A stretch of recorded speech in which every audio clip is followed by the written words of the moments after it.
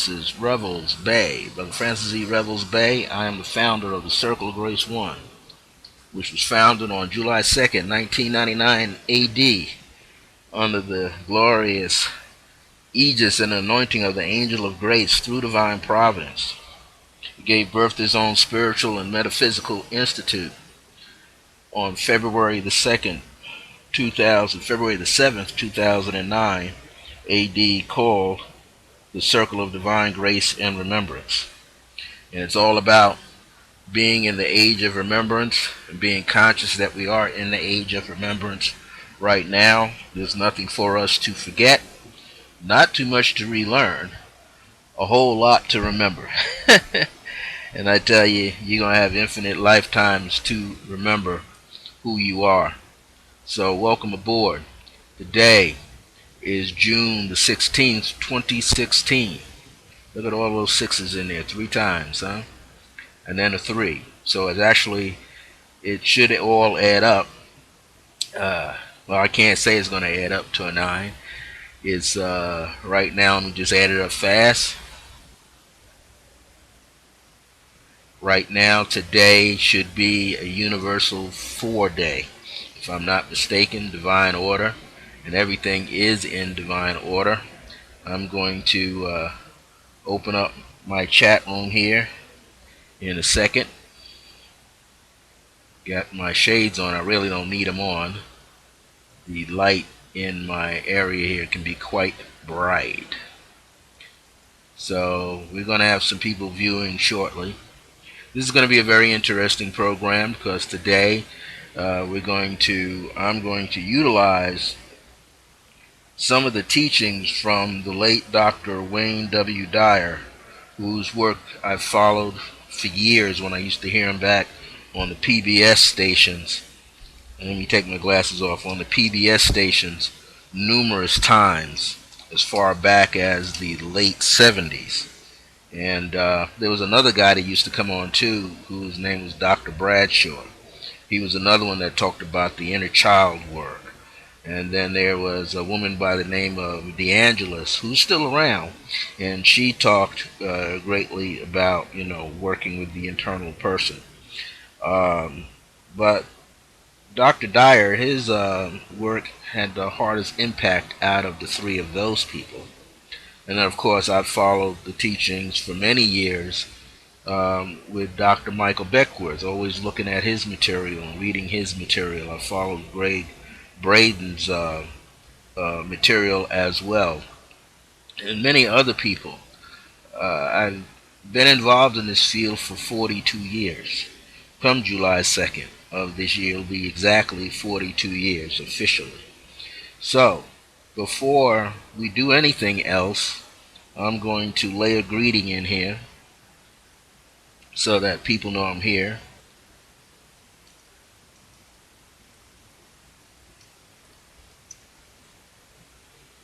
And hopefully it'll get out there.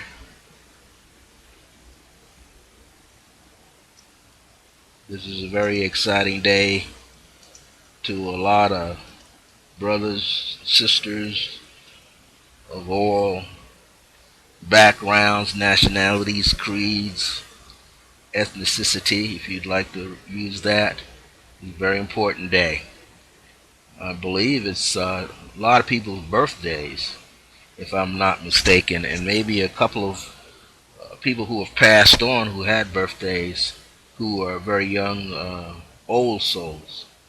So, without further ado, let me punch this in here. Whoever comes into the chat room, you're welcome to ask me some questions.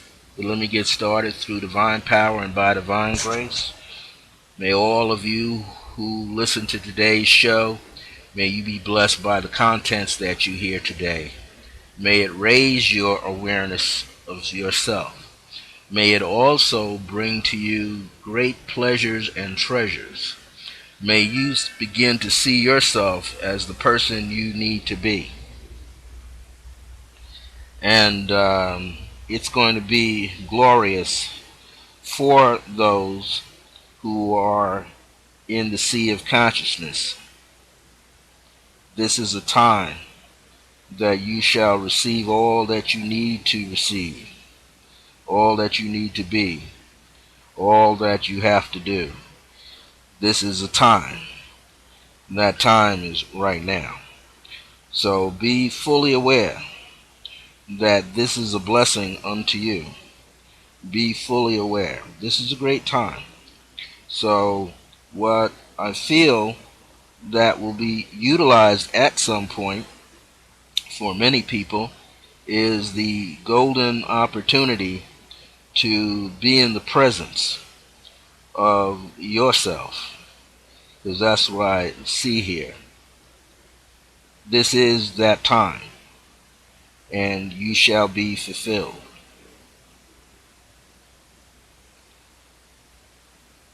This is a wonderful time. So, as I would like to say and continue with this prayer as a decree, I see and decree that all that you shall receive shall be yours. I see and decree that everything that comes into your consciousness will ascend you. I see and decree that whatever is in your heart shall be revealed to you. All that you have been looking for is always on the inside of you. You have a golden opportunity in any given moment. All you have to do is maintain trust and faith in that higher power that's already on the inside of you. It's not out there. See, the world that we live in is holographic, and we're a part of that hologram. So what you're actually looking at are reflections of yourself. You're looking at parts of yourself on a much higher level. You're seeing every part of your existence in this picture that we have all created and we've agreed to be on this planet, in this space, in this time. But we are definitely moving at a much greater speed. We're moving like light, you see, and we're moving with such velocity. We're moving with much expansion and depth that we will begin to remember everything that we need to remember. This is your day. This is your moment. And what you need to remember is that your moment is infinite. You're not going to miss anything. You're going to receive more than you can ever imagine, more than you could dream. It's already here. Every cell in your body, in every organ, in the bloodstream, in the nerves, in the veins, in the tendons, in the fascia, in your skin, in your muscles, in your bones, in your bone marrow, and more than that, contains the divine. And this divine source is going to take you wherever you need to go. So know that you are a true blessing unto yourself. Know that you're going to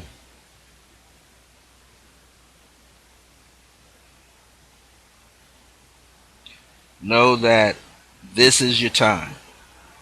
So you'll be aware and you'll be blessed for sure.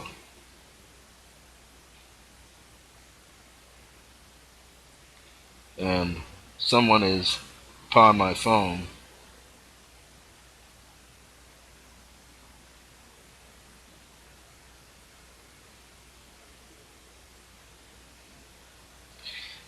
So this is an opportunity for many things to be upon us at this time.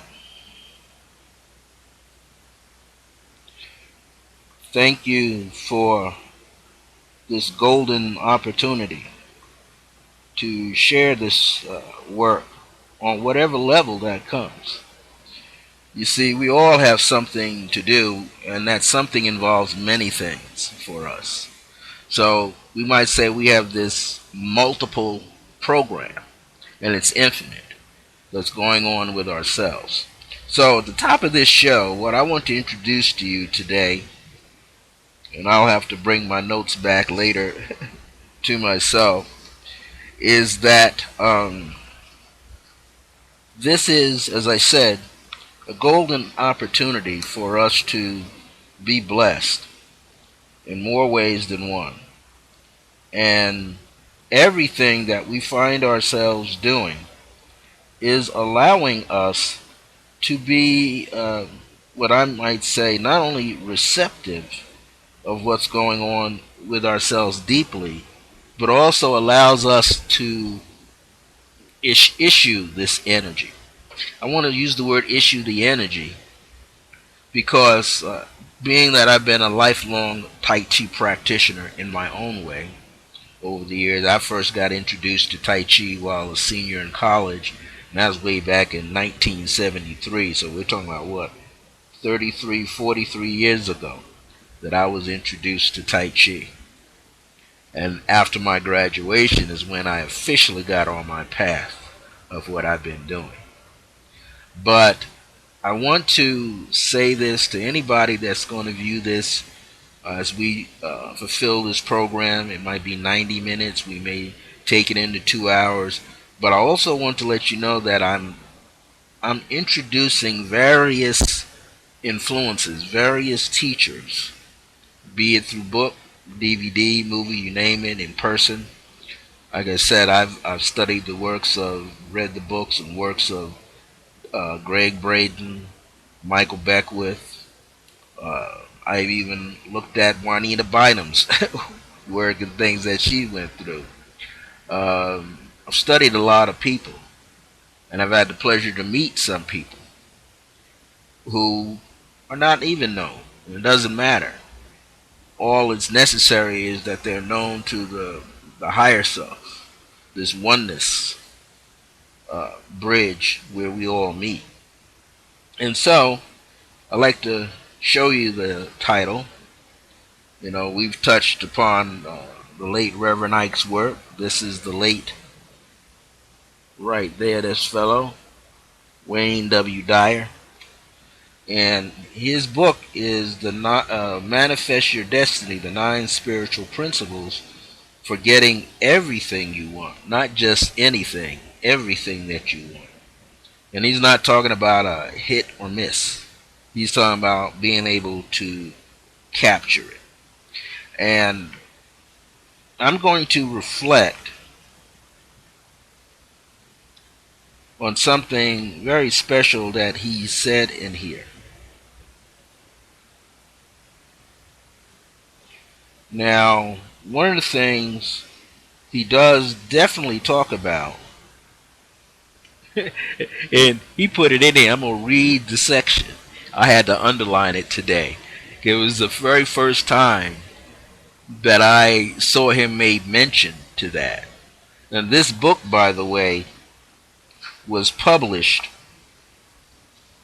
with all the hoopla that everybody has talked about. I'm going to name some of the books of his that I've read that he has listed. But this book was copyrighted in 1997. This book was copyrighted in 1997. So this tells you he's been out there a long time. And here's a couple of books that he's written. Your Sacred Self. A Promise is a Promise. Real Magic. You'll see it when you believe it. What do you really want for your children? No More Holiday Blues. Gifts from Ekis. The Sky's the Limit. Pulling Your Own Strings. Your Erroneous Zones. Well, the very first book I started with was Your Erroneous Zones. That was the very first book. I also read Pulling Your Own Strings. I also read The Sky's the Limit. I also read Real Magic. And he has a book that I have here somewhere dealing with I Am Wishes, I believe it's called. So He's been doing his homework and then he left. Just like all of us will. We'll leave this illusion. And he calls it the highest self. In some traditions, it's the higher self. And I like to talk about the higher self or the highest self also. But one of the things he places in here when he talks about uh, the higher self, and he's talking about in the first principle, his very first principle here, and I need to give you the title of it, is becoming aware of your highest self. Becoming aware. And I'm going to say that there are many ways in which we become aware of that highest self. One of the ways is meditation, which is an ancient tool all unto itself, prayer, utilizing affirmations and decrees, which we use to trigger a deeper awareness, a deeper remembrance. That's why we use affirmations and decrees and prayers to trigger.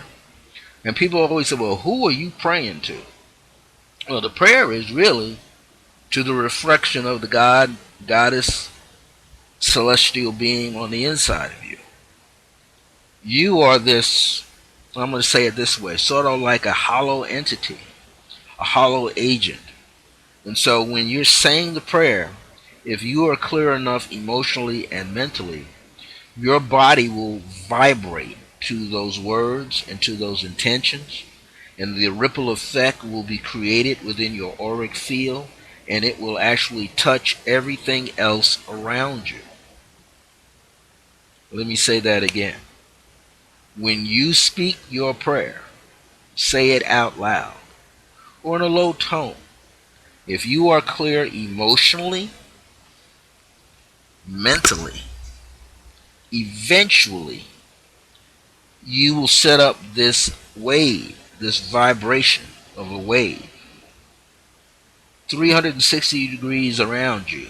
And it's going to leap out into your auric field, and then it's going to further extend itself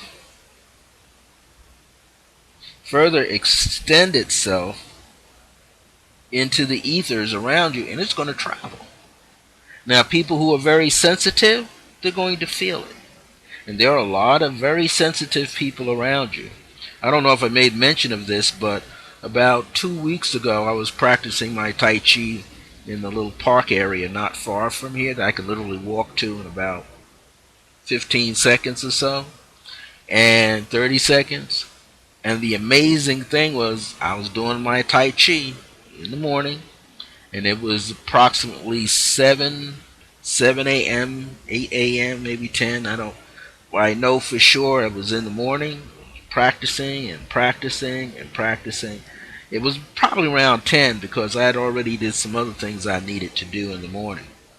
And the beauty of all of that was I was in a state of unconditional love with myself, with compassion. I was focused on divine grace and releasing that from the heart center, because when I practice my Tai Chi, I practice from my heart. I don't practice from my head. Gotten beyond that. Practice from my heart. So I do what I call heart-centered Tai Chi.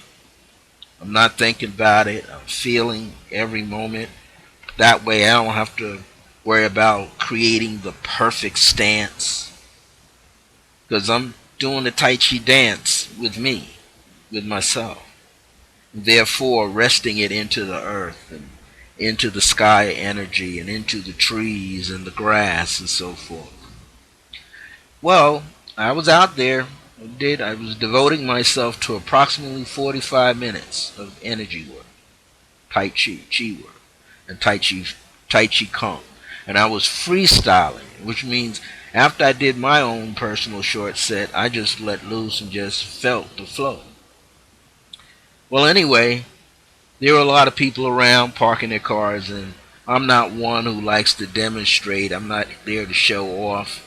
So I was getting ready to wind it down when I realized I could feel the presence of people watching from their cars. And one lady was walking her dog.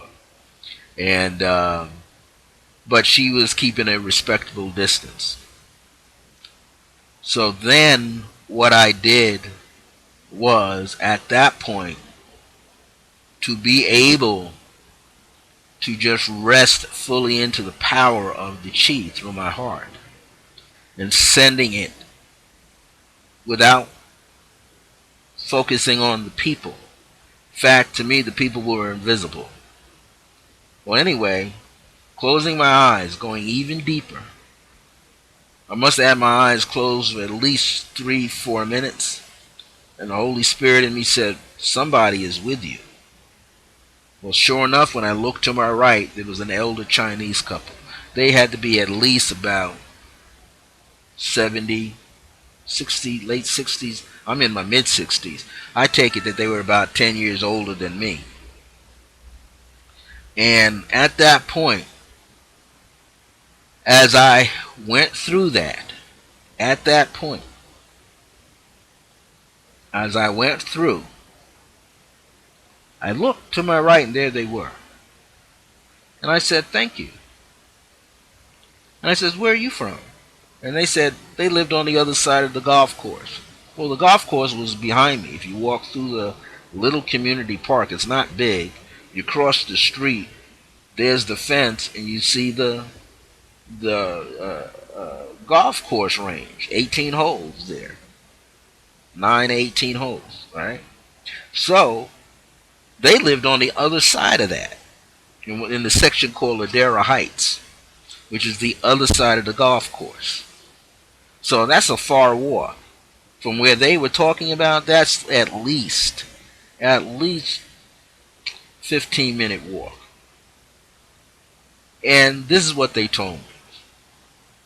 They said they were in their backyard having breakfast on their porch, and her husband stood up and did his usual stretch. And he said, something has changed. Something is different. And she said, what do you mean? He said, something is in the air. I feel it. Something changed. Something is different. So they put on their sneakers and they began to walk. They were following their heart. And they walked.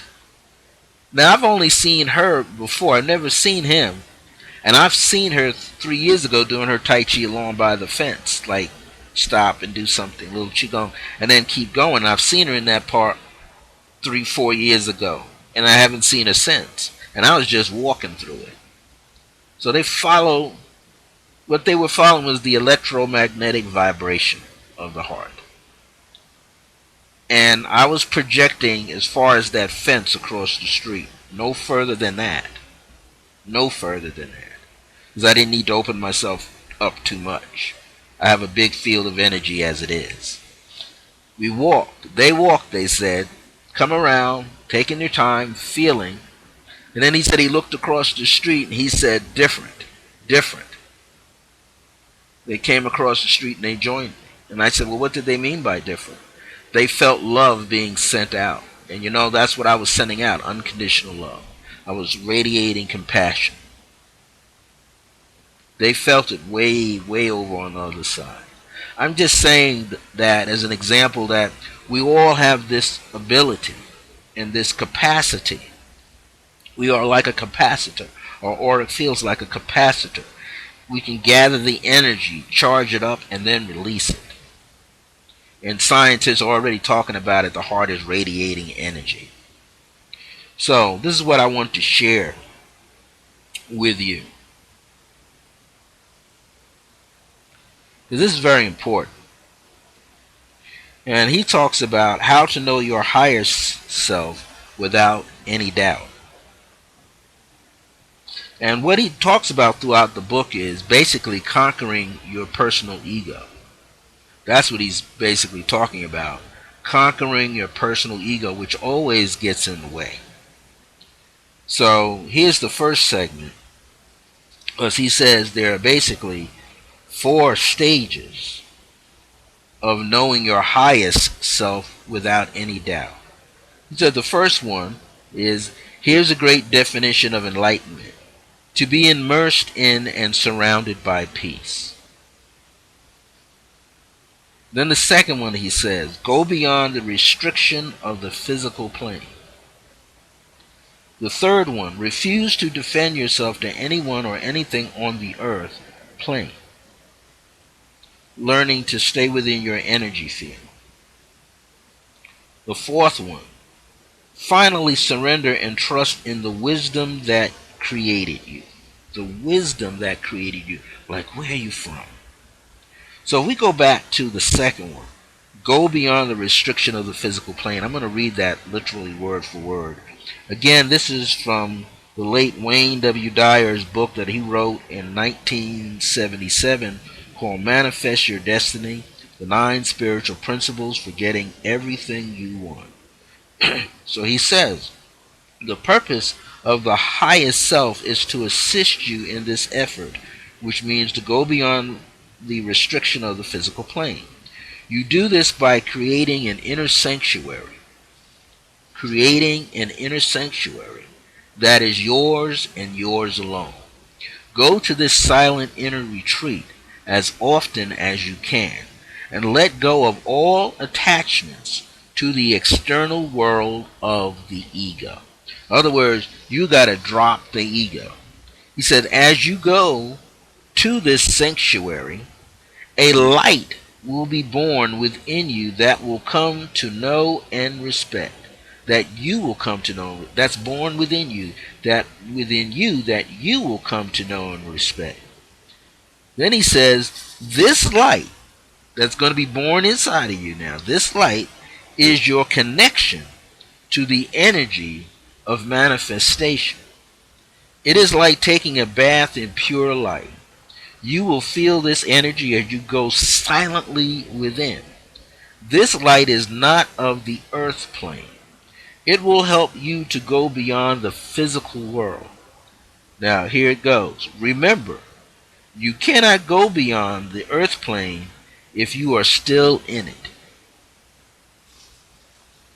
So what is he saying here?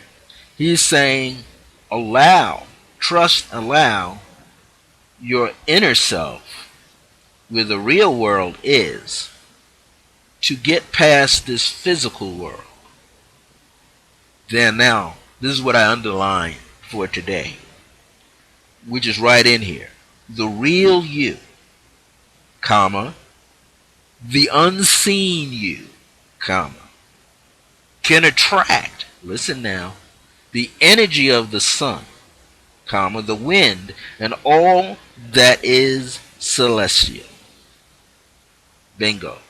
So, your highest self is a celestial self, or higher self, higher or highest, celestial self, infinite self. That's who you truly are. You're not somebody on the old side of the fence. You're somebody.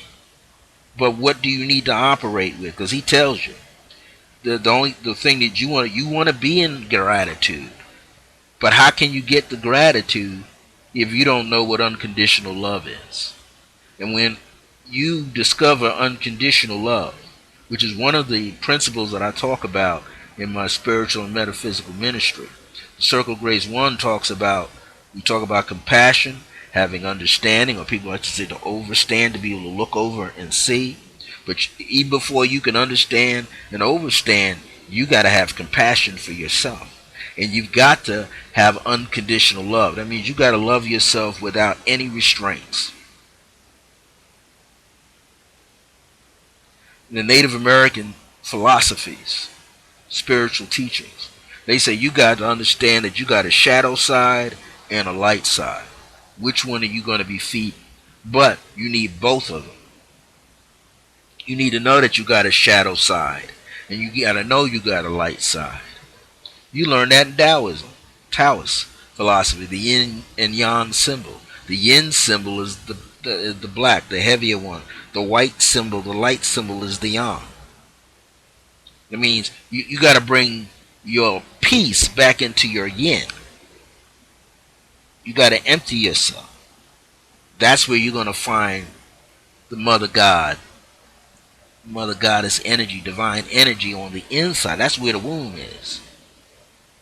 But it's not completely dark. There is light. That's you. And within your light, there's a strand, a dot of darkness, meaning of the unknown or the power, the infinite, at its deepest point. So you learn that there's some magnetism in your electricity, and in your electricity there's some what? Let me say it again. I made an error. In your magnetism there is electricity. In your electricity there is magnetism. You're drawn to where you need to reach out in order to get into the state of being beyond this physical plane. You got to go deep inside.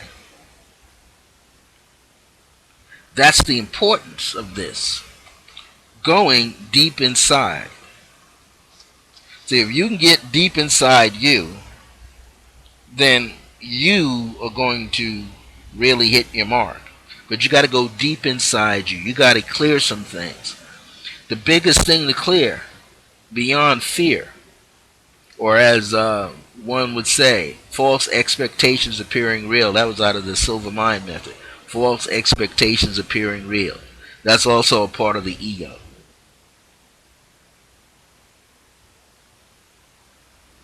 The ego can help you a little bit, but you can't ride on it forever.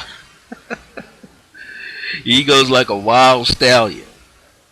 You can't ride on the back of that ego forever. The ego can't shelter you because it's that state of consciousness that separates itself. Someone I forgot who coined the phrase, but when someone said ego, they coined it as edging God out, meaning forcing out the divine side, not trying to recognize your divine nature of who you truly are. So we know beyond a shadow of a doubt. And he says in here, overcoming any doubt, releasing the doubt, you have to do what? You got to let go of your ego. As you let go of your ego,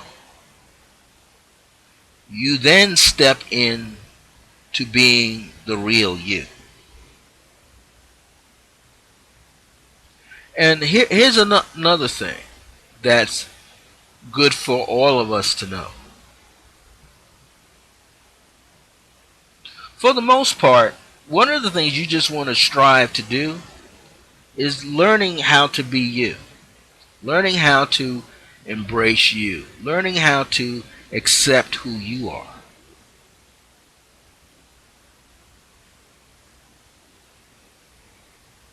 In other words, some people call it staying in your lane. That's what I've always called it. With any group I've ever been in, when I was studying martial arts, when I was in my 20s, after coming out of college, and because that's why I was introduced to Tai Chi, but back then I was introduced to uh, Korean karate called Taekwondo. I didn't like it. It was all footwork all the time. And just constantly never use your hands, just kicking, kicking, kicking. Then I came out to the summer of my freshman year, going into getting ready for September of 1971.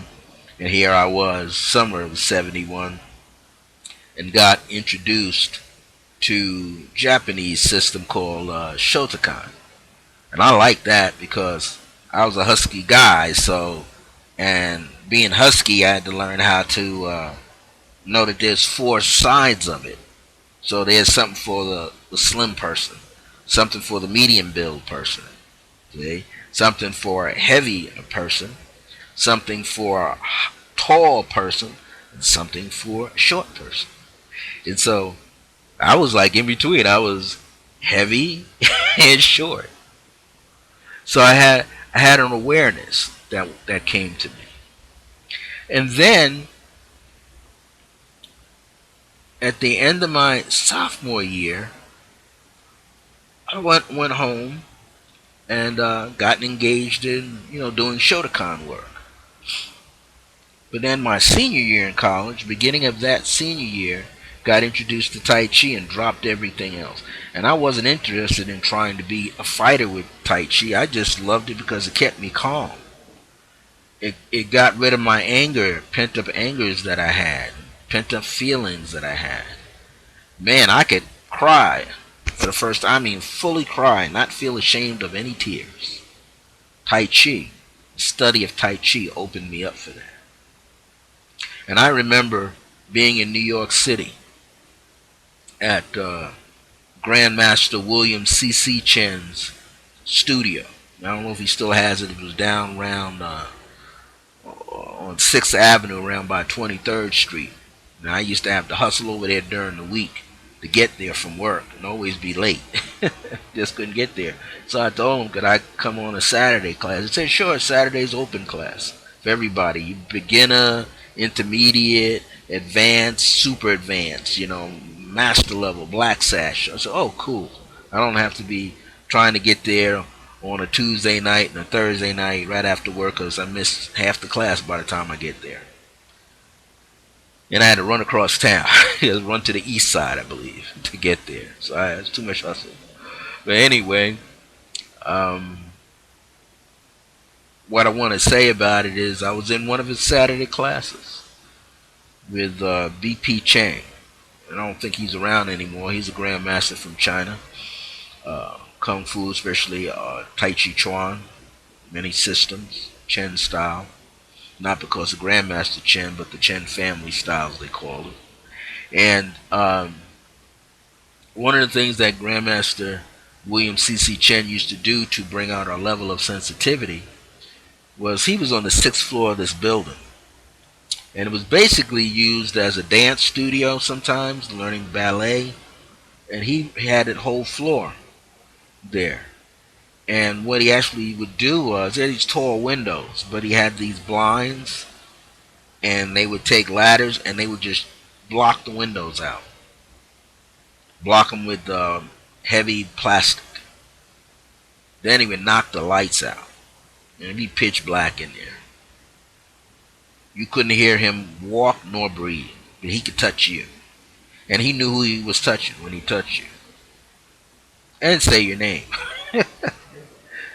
Tell you from across the room he's going to come touch you. You get nervous, then he come touch you. Anyway, he had us not sparring with each other, but basically doing push hands, as they call it, and made it very dynamic. Pushing, pushing, pushing, trying to push, trying to touch, trying to feel, trying to. And what basically happened was, for me, I was emotionally upset and mentally, I couldn't figure it out. So I just calmed myself down, took a deep breath, and I walked off the court, so to speak. But the interesting factor, your pupils do dilate. And the pupil dilated so much I can just make out people. And I got out without having people. Most people, I was behind them, so when they back up, they realize. I say, hey, beginner, don't hit me, beginner, But I walked off. But when I walked off, I really couldn't see, because I said it was pitch black. You couldn't see. We didn't have blindfolds on. You just couldn't see. No matter how much your pupils opened up, you couldn't see. You could just barely make out motion, movement. But when I got there, I felt that I had to stop. Finally, about 5, 6 minutes goes by, 7, 8 minutes, 9. He clicked the light on. My eyes were still closed, because he was telling everybody, to close your eyes. Slow down, close your eyes. Close my eyes. I heard this laughter. Everybody's laughing. His Grandmaster BP Chang touched me on my shoulder. He had an interpreter. He says, you're not warrior. And I wasn't ashamed of not being a warrior, because I wasn't there to learn how to fight. I wanted to understand what this thing Tai Chi was all about. The class was laughing. He told the class not to laugh. He said to me in Chinese, Mandarin, and students spoke in English, He said, Grandmaster said, you're a healer. You're a healer. You're not warrior, you're a healer. That's the first time someone ever told me that. So I'm about, 22, 23 years of age when I heard that. I said, really? I said, yeah, you're not a fighter. You're a healer. You're here to heal the warrior. I said, wow. Then he says, if you really want to understand Tai Chi, do it in the park. Wherever you come from, go home, do it in the park. Do it outside. Do it around plants. Do it around trees. Be on the ground. If you can go to the beach, be there. He said, that's where you will find more of yourself as the healer. So I was there. I didn't have to I wasn't getting kicked out of the class. They were just telling me what I was best suited for.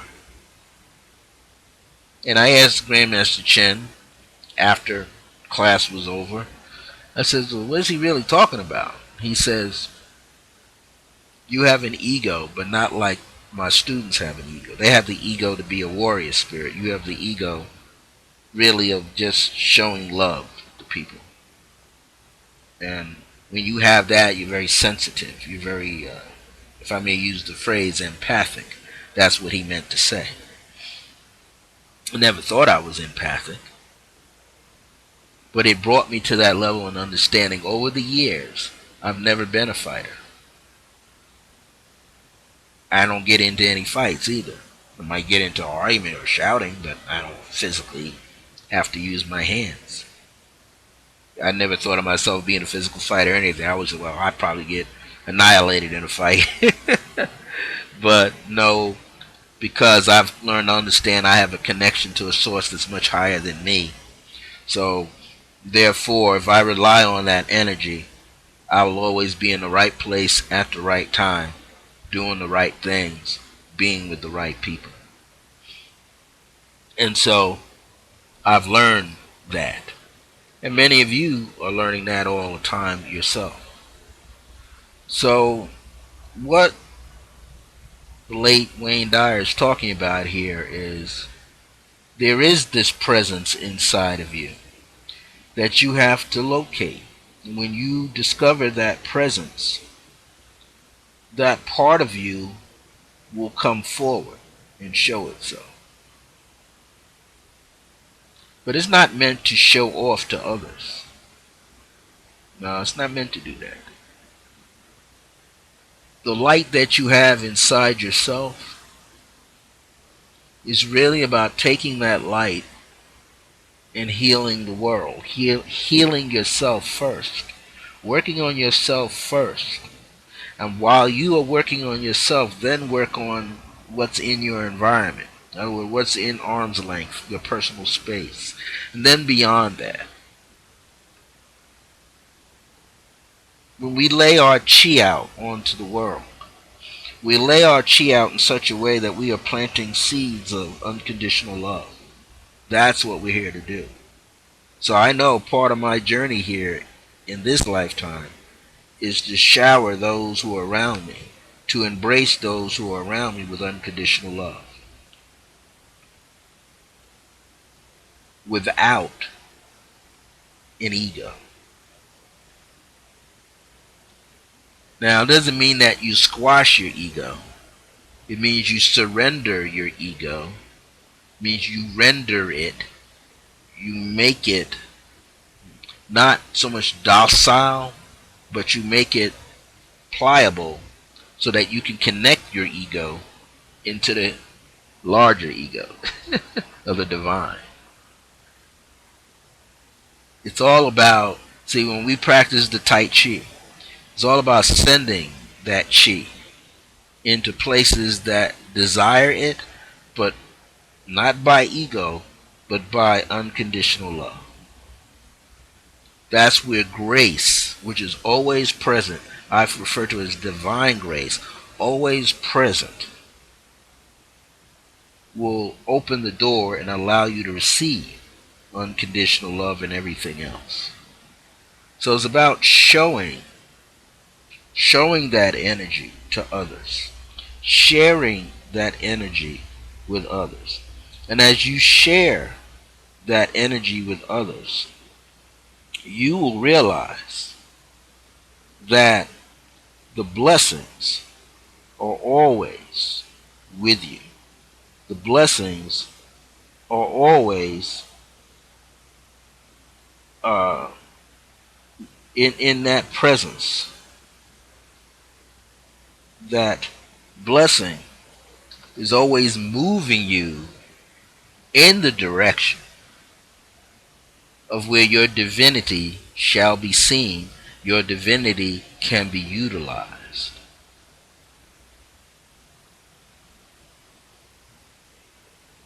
So this is important. It is important for you to understand where you are in your life, and then how you could take that place where you are at, and from that point live. From that point share who you are with the immediate world, with the world around you, and begin to send your love into the world. So, in other words, if you were, let's say, a sound healer, just don't be a sound healer doing a class. Just don't be a sound healer performing a concert. Be a sound healer who is planting the seeds of sound into the universe. Now, you can affect things, you can influence things, you could help someone remember through sound individually.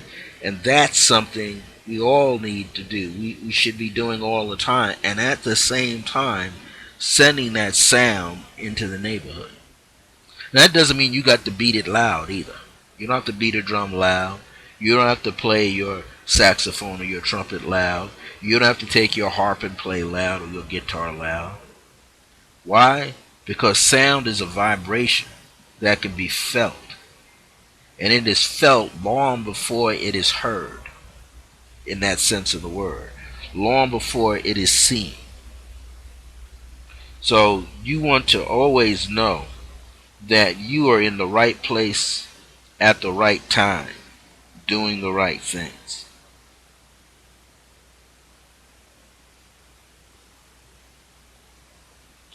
And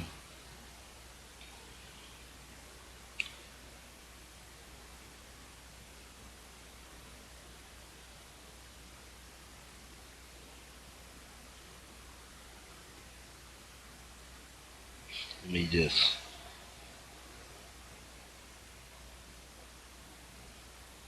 so that sometimes people don't know I'm doing other things. Um, but you have this presence, you see. There's this presence about you. And when you are who you are, as people call it now, being authentic or being real. In other words, being this elevated being that you are, when you know, have, do, be yourself, the natural divine self, you're doing it again with compassion, you're doing with grace, or what I call divine grace, you're doing with unconditional love. You're like this capacitor, this energy that steps up. You're this generator. You're this transformer. And what happens is your environment will change. But how does the environment change? It changes as you change from the inside out. It always changes. It never changes from the outside. And if it's changing, if the outside is changing you, that means that you are like your back is against the wall and you are just reacting. You don't want to react anymore. You want to respond. So when you respond at your will. Your will is attuned and at one with the greater infinite source of you, you see. So now, what would you have to utilize for that to take place? Not much. The mustard seed level. You only need just a tad. You only need the door to be cracked open, not pulled all the way open, just cracked open. Like a peekaboo effect, keyhole effect. You don't need this much, really. You only need this much. But let's say you only need the width of your body or the width of your neck to emanate, to release something. As big as your pupil to release something.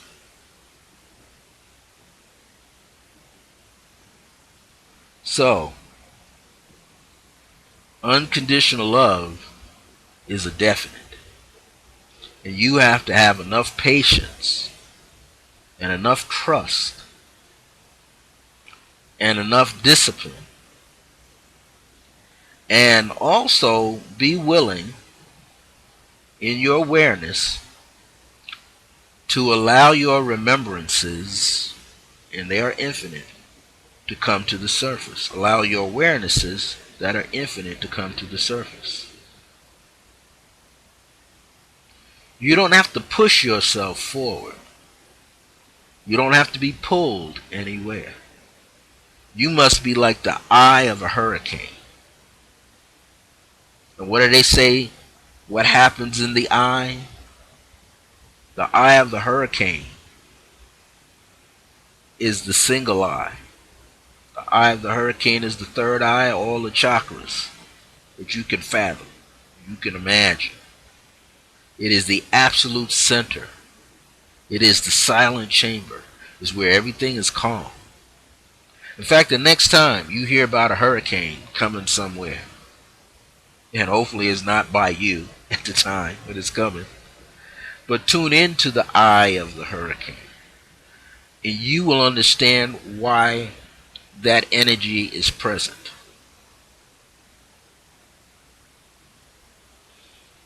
When you can tune into the eye of the hurricane, into the heartbeat of the hurricane, you will know beforehand why it has come, why it is present. And you will be able to receive and be and know. I needed to take some water, a little more.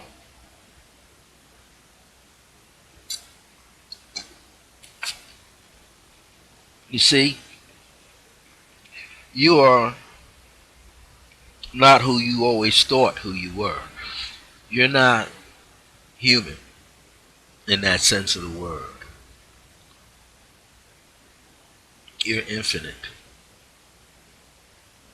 And you are this being that's always been in existence. You have no beginning and no end. You are unconditional love. That is your journey. To share unconditional love for everyone else and everything else. And yes, it's not going to be easy for you to do that. It never is, it never was, and it never shall be. But you will find a way. You ever heard of that coined phrase? Where there's a will, there's a way. What does that mean? The will of you, the intention, is present. The way will be made, or it will be shown to you. It'll be made, or it'll be shown to you. And if it's not made or shown to you, or if it's not made already or shown to you, you have the power, the willpower to what? Create the way. Because you're infinite. And because you're this infinite being, and you're showing unconditional love, and showing that you have understanding, and showing that you have overstanding, and showing that you're this compassionate being, and showing that you're authentic, you're real to yourself, that you have this truth, you have this patience about you, you have this trust about you. And sometimes you may have some tears about you, but you're going to discover that you already are who you are seeking to be. Let me repeat that. You already are the one that you're seeking to be. You just had to push the ego out of the way. You had to push the ego behind you.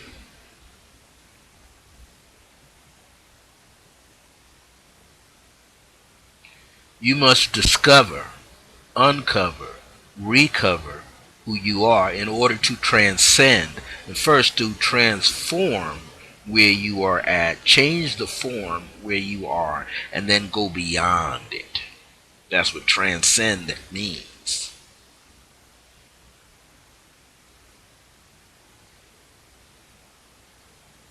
And you have an innate ability to do so. You have this wherewithal, this greatness inside of you to do it. You just have to let yourself do it. Some people say, do things with joy. The late Reverend Ike used to say, be, do, and have. Be, do, and have. Well, he's right. But he's also right the other way. You got to have something in order to be something, in order to do something. You must first what? Have the light. You got to have some awareness that you have light before you can be the light. That phrase comes out of the Aquarian Gospel of Jesus the Christ, is called. The book by Eliphas Levi.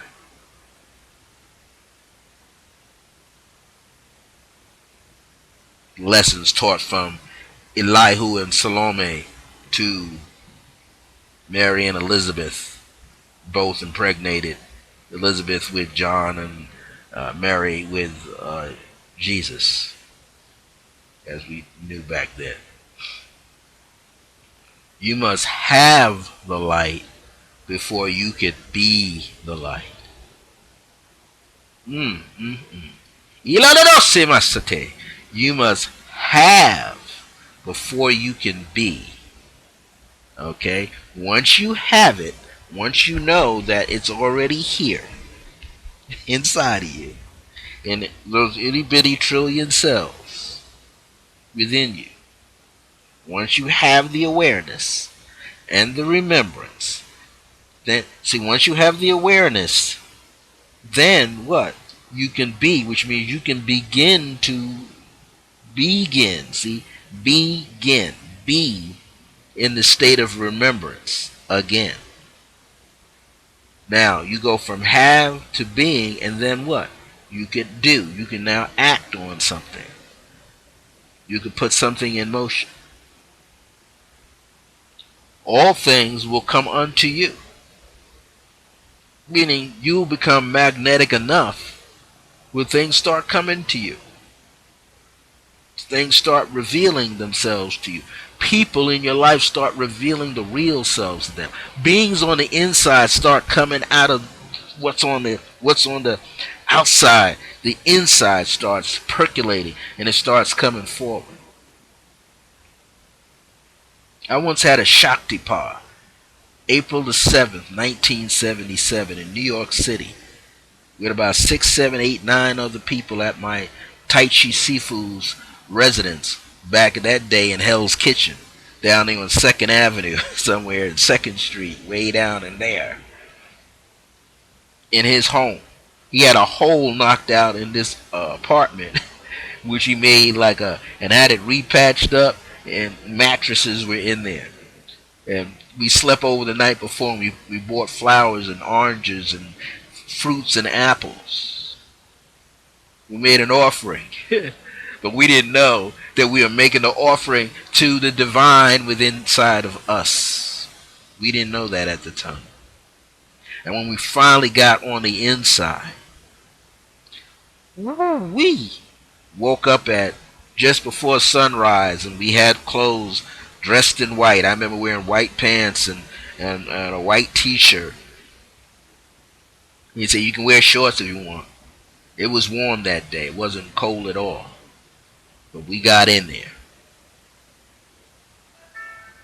And when we got in there, he gave us a phrase. Now, I was the most skeptical person in there because I didn't believe that this could happen.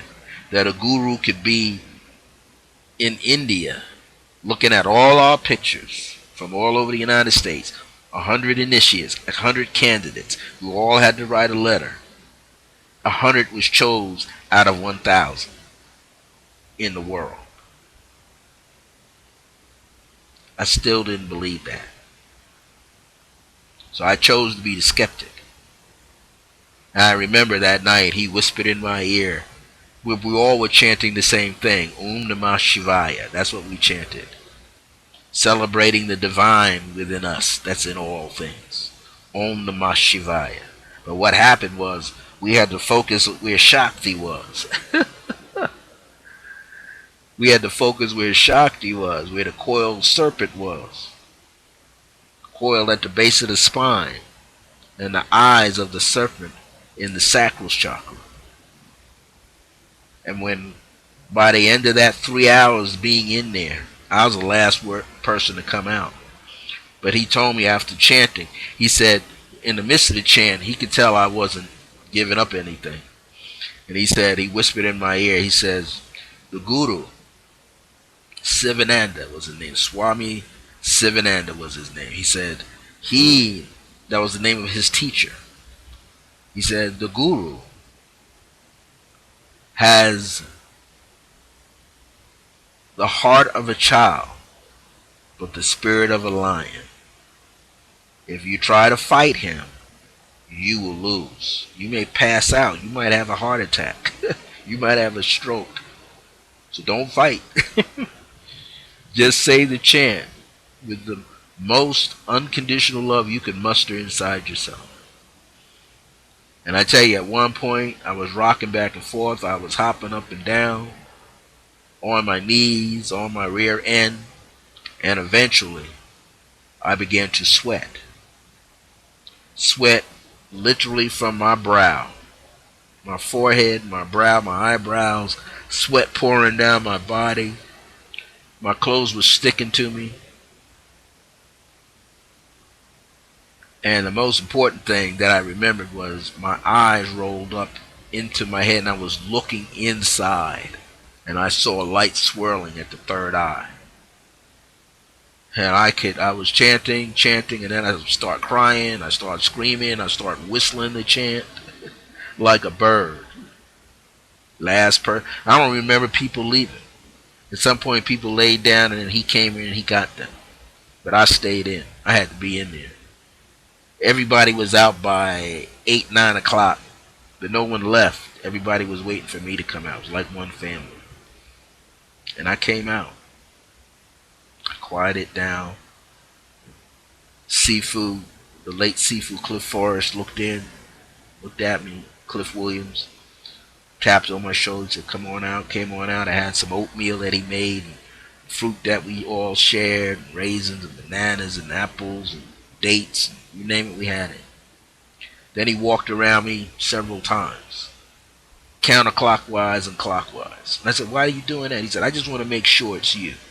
I want to make sure you're not bringing nothing, nothing out of there, any entities with you. And that was the beginning. That was called Maha Yoga Society. The yoga of illusions. Releasing the illusions in your life. Once that Kundalini shot up, it took 11 years, went up, connected to the third eye and the crown chakra, I started seeing more things. By that time, he was already off the planet, my Sifu. But I had other people to explain to me. Seeing creation. So it's a journey. Your entire life is a sacred journey. But one of the things about your journey is you want to be able to enjoy it as well. Your journey is going to have shadow sides. Your journey is going to have light sides. It's going to have gold. It's going to have silver. There's going to be times you're not going to have a penny in your pocket. And there's days that you won't know where the money's coming from, but it's there. Many people say, well, I'll ever be a millionaire. I bet you in the last 10, 15, 20 years of your life, you've probably have allowed over $1 million to flow through you, through your life. I bet you all of us have had at least $1 million accumulated that has flowed through our lives. So we can readily say, so says the angel of grace within me, the Holy Spirit in me, says, we're all millionaires. Let's strive to be a billionaire. We've all had at least $1 million, not at one time, but over a period of time, flow through our hands. Think of every bill that you pay in your life. Think of every item that you bought in your life. How many times you bought clothes? How many times you bought somebody's services to clean your clothes? How many times you spent money at the laundromat? How many times have you bought some kind of food into your house? Those of you who are parents, how many times you've clothed your children? Those of you who had to clothe yourself. All that adds up. Guaranteed, we have all spent at least $1 million in our lives. So we just haven't seen it in one spot. all accumulated all the time in one spot. Nonetheless, we have spent it. We have drawn it into our lives. We've had it as a job, from a job in our lives or several different jobs, and sometimes saved it and sometimes spent it, sometimes seeded it into the lives of other people. We've had at least $1 million. So know that you are valuable. You are valuable beyond your wildest dreams. You are valuable beyond your largest intention. There's always one intention and larger than the last.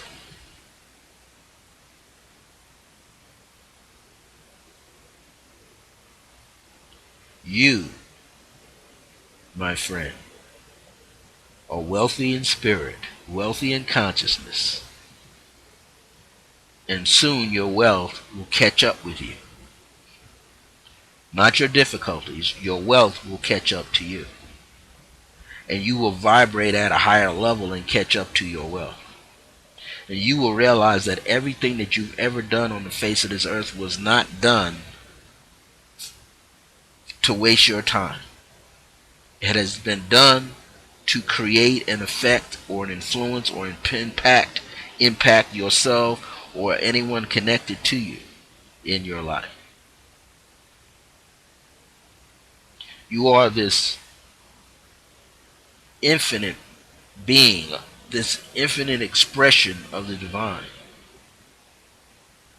And you are touching lives of many people, whether you know it or not.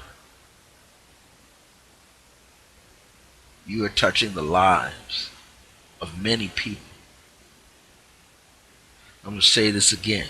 You are touching the lives of many people. Well, it is approximately 6:19 p.m. Let me break to a commercial. No, I'm not going off the air. Let me let you know that if you always want to be in touch with me, you can contact me on my brand new Skype number, which is 505-349-4722. That's 505-349-4722. I also have one of those Magic Jack numbers, as they call them. Both my Skype and my Magic Jack are connected to my laptop here. My Magic Jack number is a meditation and decree request line. You can hear a 2-minute all-purpose decree. Then leave your 10-digit phone number, your full name, and the best time to reach you, and be a little patient. A lot of people are calling me and texting me all the time, and I'll do my best to be in touch with you within about 48 hours or less. When you call that number to hear that all-purpose decree, that number will be 505-717-4722. 505-717-4722, and you will be able to listen to a 2-minute all-purpose decree and then leave your message. Either one of the phone numbers, leave your message. It's connected to my trusty little mobile phone.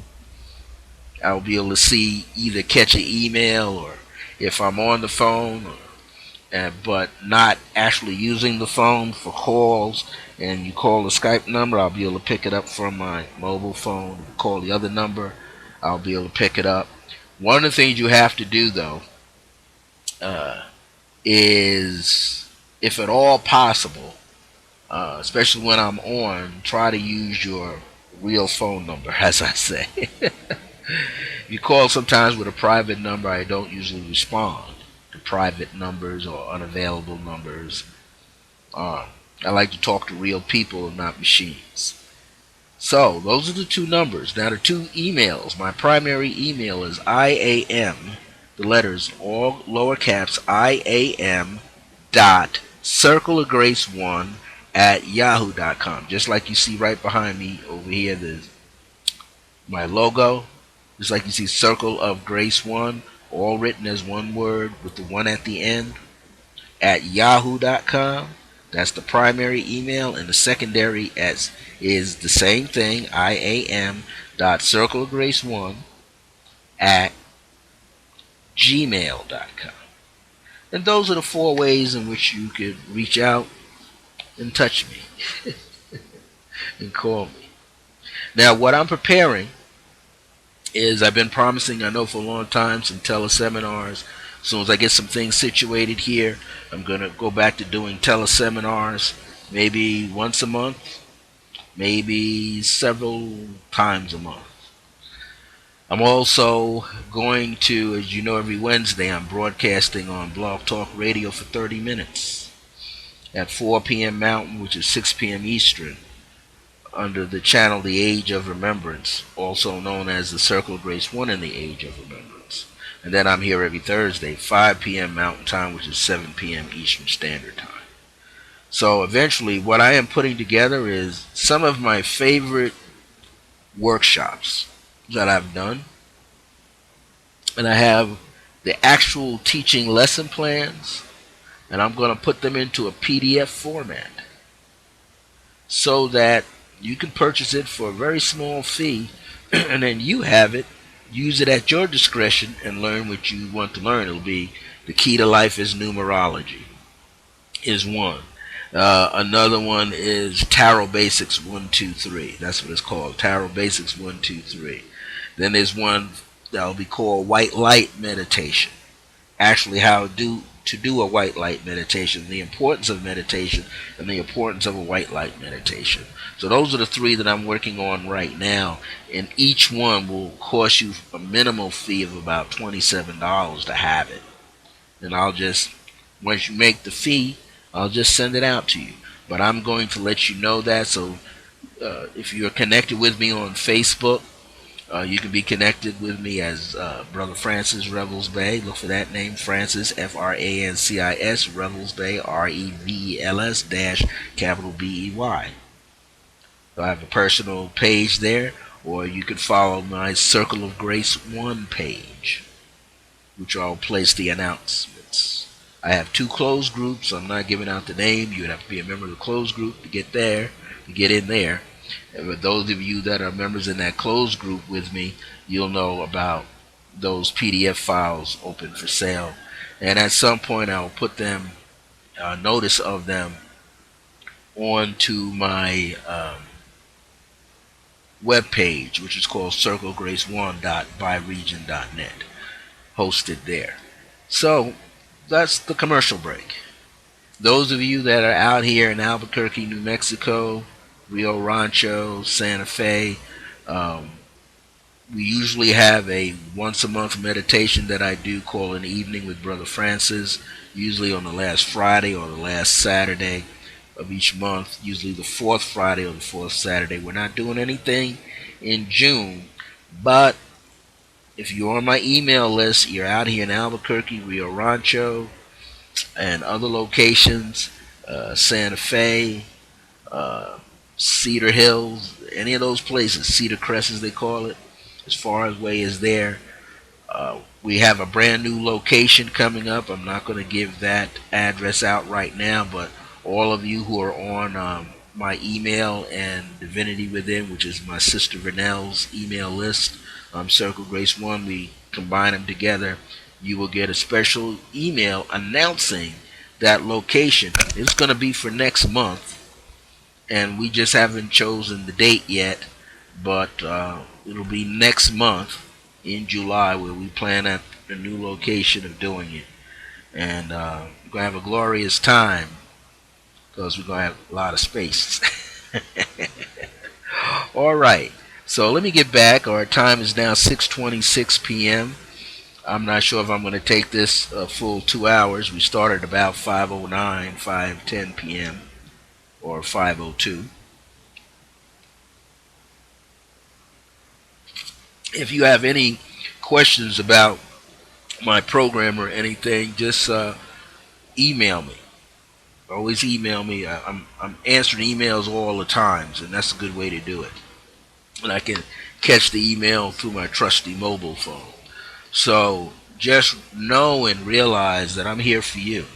My grace is your grace, and I'm here to help you in whatever way that I can or that the universe allows me to do so through my spiritual metaphysical ministry, which is the Circle of Grace One, and its fivefold institute, which is the Circle of Divine Grace and Remembrance. So, one of the things I want to also let you know, and again, excuse me, next week we're going to go over a few more principles of Manifest Your Destiny by the late Wayne Dyer.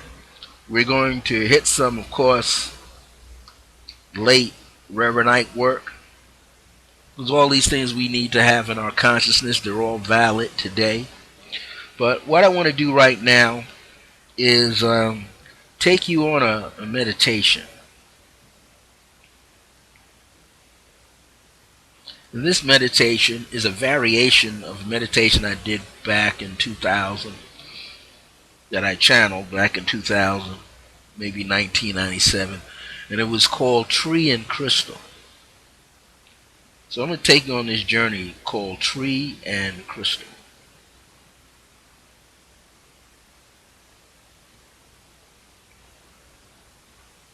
In fact, I'm going to switch that. The reason I'm switching it because I gave you some information about the highest self, and I do have a journey in mind, meeting your higher self.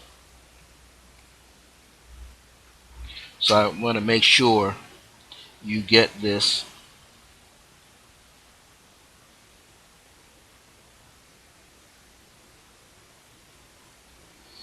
Hold on just a second.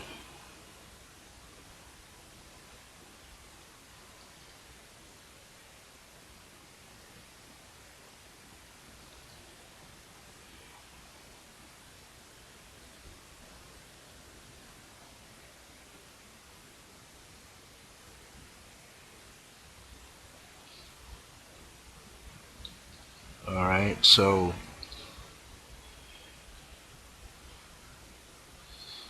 as I say, I want to give you a journey which is called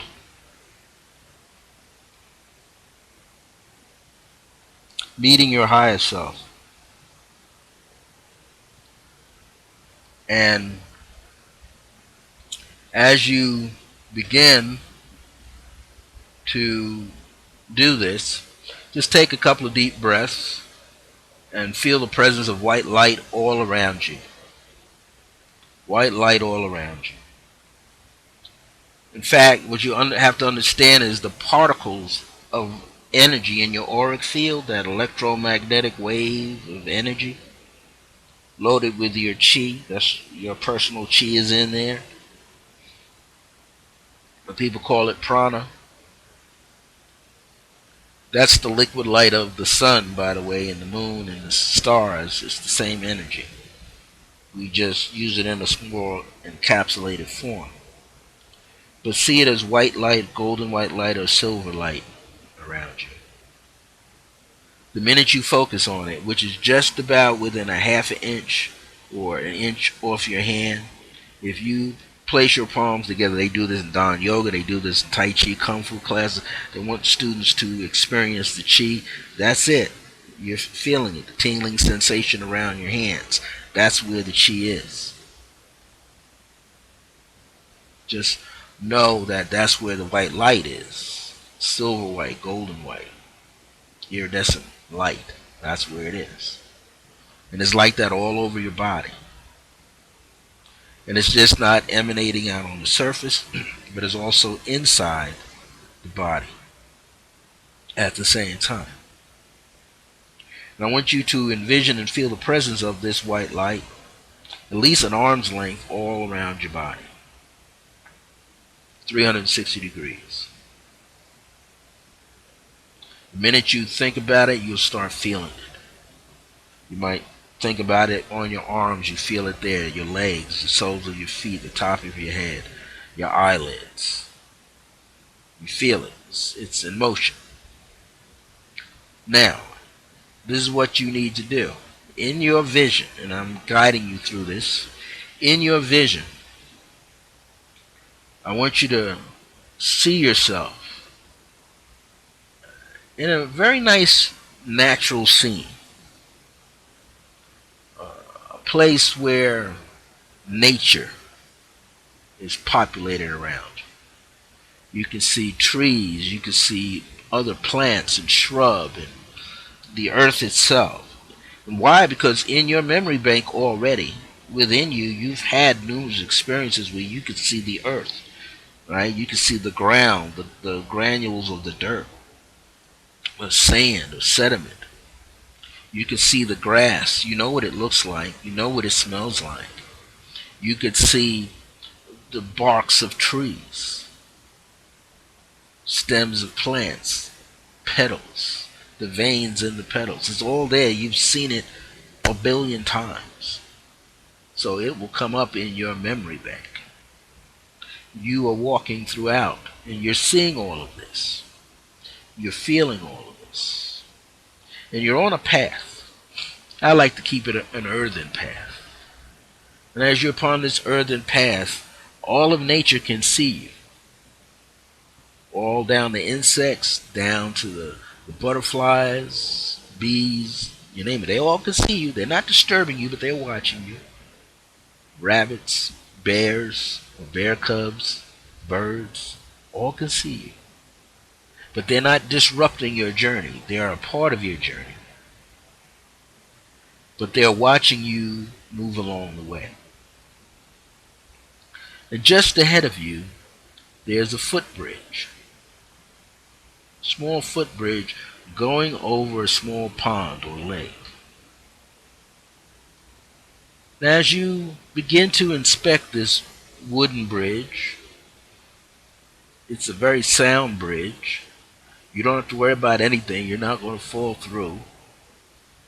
But you notice that there's a vibration on the other side of that bridge. It takes on a certain form. Allow it to be whatever it is. It may be taller than you, broader than you, or you just might see the light form itself and nothing more. Just let it be what it is. Let it be what it is. I want you to begin to step onto this bridge. Hold on to the railing, either side. The bridge is wide enough for two people to pass. And it's sturdy. You're walking.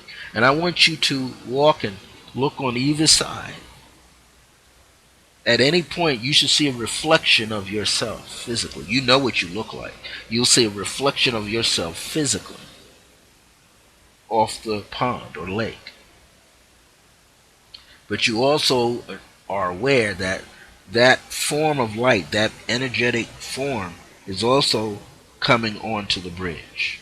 What is the bridge? So that you know this, the bridge is your point of contact. It's the physical form of your heart and your mind. And as you walk out through your heart with absolute faith and trust in yourself, and absolute patience and calmness and awareness, you begin to see something unique about this light form, energetic form that's approaching you. Do not be nervous, just relax. Breathe deeply. In through the nose and out of the mouth, and just do all your breathing through the nose. And as you go onto this bridge, every step you are taking, this form is taking a moment toward you. It's coming closer. And I want you to know that when it reaches you, which feels like arm's length away, you can embrace. And to some of you, you will see its face, you will see its eyes, you will see its body. And for some of us, it looks just like us. Sometimes an older form, sometimes a younger form. Sometimes the same age. Take a moment. This is your higher self. It's fusing itself with you up to a point where you can embrace it and feel it. You don't have to struggle or fight your higher self. This is who your higher self is. This is the one that you've been waiting to meet all this time, who's been waiting to meet you or gain your awareness, for you to gain your awareness of it. And at this point, treat this higher self, which is your soul energy, like an old friend. Put your hand around each other's waist. Hold each other's hand around each other's shoulder and look into each other's eyes. Just look. Just feel. Just gaze. Don't stare. Let this higher self invite you back over to the other side from where it came. Where did it come from? It came out of the recesses of your own divinity, out of your cells. So it takes you to the other side. And as you look around, it's just as pretty, just as authentic, just as natural. It may choose to be seated with you outside its area or take you inside. Either way, you are with your higher self. And this is the point where you get to communicate deeply with your higher self. You get to ask your higher self questions about you, about your life, about loved ones. So just take a few minutes. And as you take these few minutes, get in touch with your higher self. Treat it like an old friend. Say, how are you? Hey, how you doing? Say the name that you know yourself by in this lifetime. I like to refer to myself as Brother Francis. Sometimes Amenitin. Say, yes, my name's Amenitin. I'll say the whole gamut. My name is Brother Francis Eddie Amenitin Revels Bey. Say the whole thing. Whatever comes to mind, just speak from your heart. That's the most important thing. Speak from your heart. Communicate from your heart. Empathically feel from your heart. And will you hear something? Will you see something? Will you sense something? Yes, you will. All you have to do is ask, introduce yourself, and then pause. At least say your name 3 times. Pause. In between every time you say it. Then say, what's your name? It may reveal a name to you, it may not. But, this is something that's very important. Your higher self always speaks to you with the vehicle of humility, always speaks to you with unconditional love, and there's a certain sense of deep respect. And when you feel that deep respect, you'll know, because it's almost like you want to cry. I tell you, it feels so good. It's like you just want to release some tears. But what's really happening is you're shedding the old you. You're shedding the old you, and you're arriving at the new you. You're shedding the old you and arriving at the new you. Let me say it again. You're shedding the old you and arriving at the new you. In other words, you have transformed yourself. You have renewed your mind. You have transcended, raised yourself up to a higher level of awareness so that you can remember. Take that moment now. While you're doing that, just go with it. As you go with this feeling that you are having this conversation, just like Neil Donald Walsh talks about conversation with God, you're having a conversation with you. The Goddess energy inside you, that's who you're talking to. That's who you're loving. That's who you're feeling. That's who you are doing this with. You're going to remember everything that you are experiencing. There's nothing that you're going to forget. And anything that you did not remember or cannot remember, guess what? It's going to reveal itself to you. It's going to come back into your consciousness within 72 hours or less. Within 72 hours or less.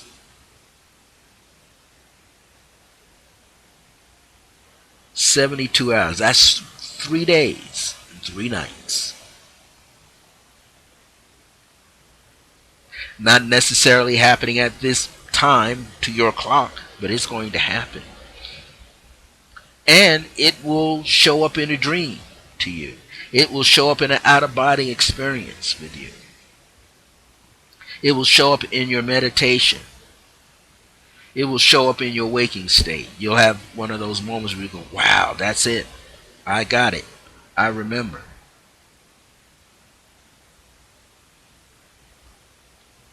If your higher self offers you something to drink, what does it mean? You're just drinking from the fountain of your divinity. You're drinking from the fountain of your own grace. You're drinking from the fountain of awareness. You're drinking from the fountain of remembrance. This is your real you. You're undivided, unseparated, the individual, meaning you can't be divided, you can't be pulled apart. This is you.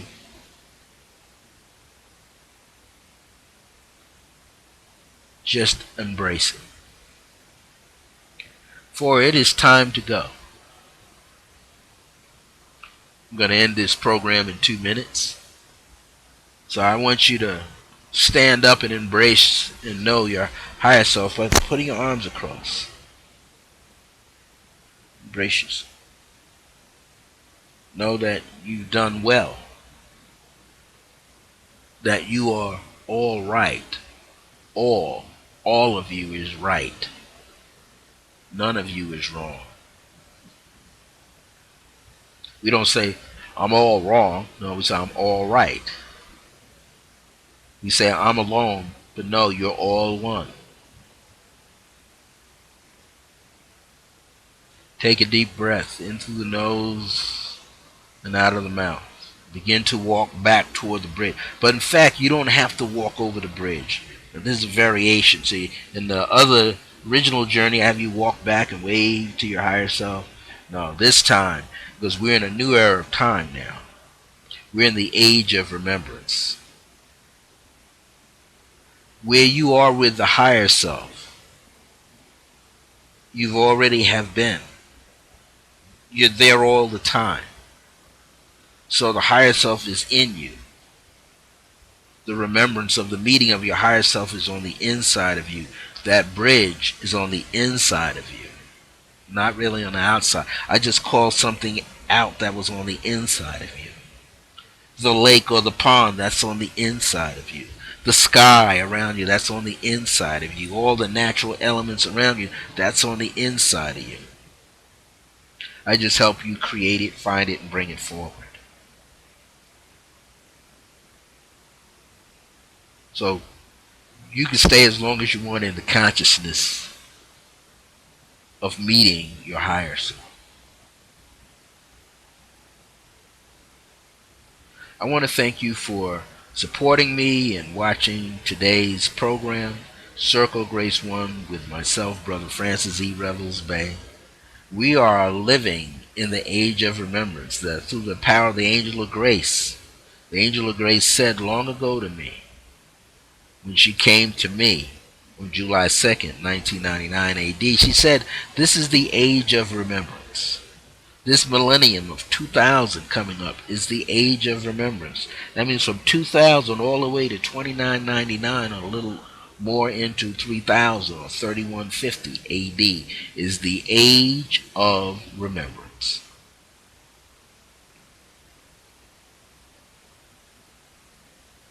You are all that you can be and will be, and there's more of you, and you shall certainly be. So as I begin to close this program out,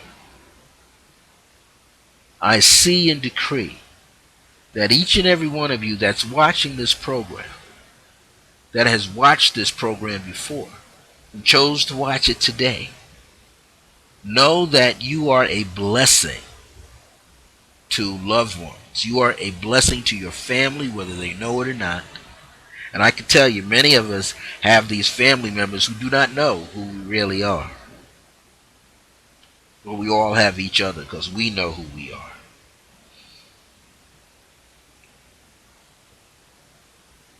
Know that you are a spiritual being.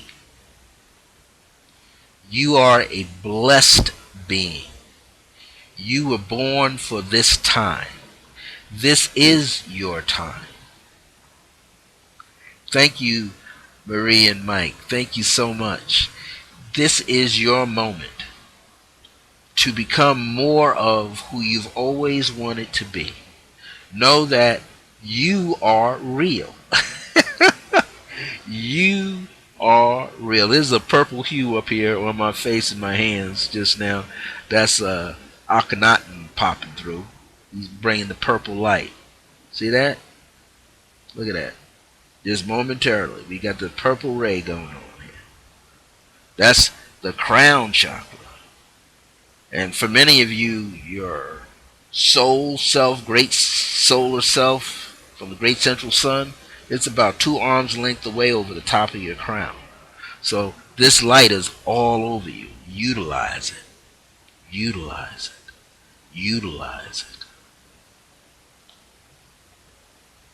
I see and decree that whatever you choose to do from this moment forward is going to be a blessing in your life and in the lives of anybody who is around you.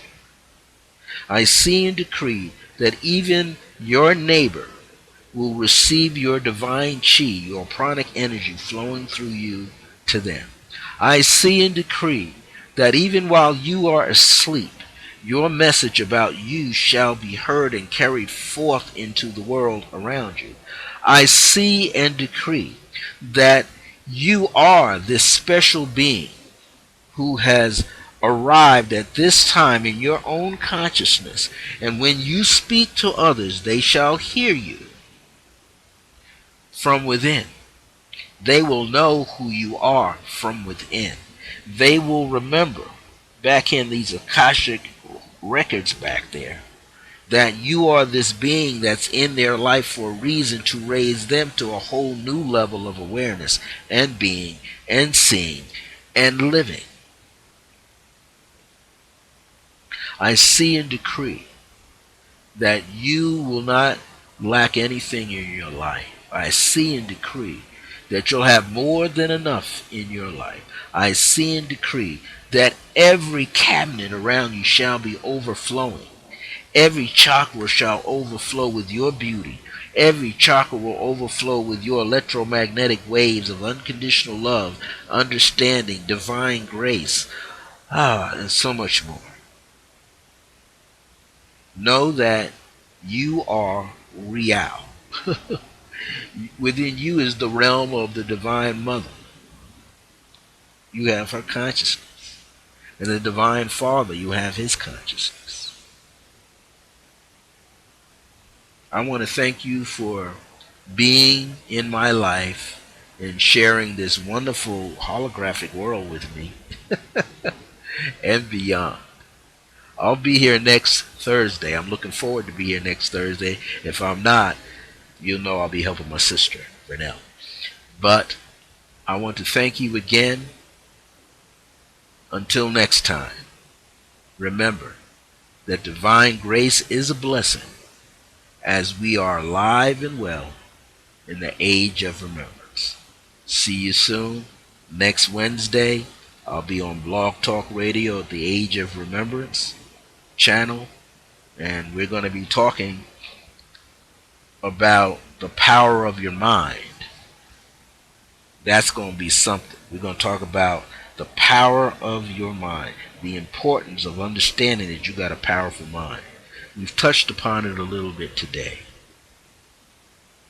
and we are going to review it more often than not. So see you next week, next Thursday right here, 5 p.m. Mountain Time, 6 p.m. Central, 7 p.m. Eastern, or 4 p.m. Pacific Time, every Thursday right here on Ustream at Circle Grace One with myself, Brother Francis E. Revels Bey. Thank you so much. And again, my grace is your grace as we remember that divine grace is a blessing as we are alive and well in the age of remembrance. See you soon. Thank you for being here with me today.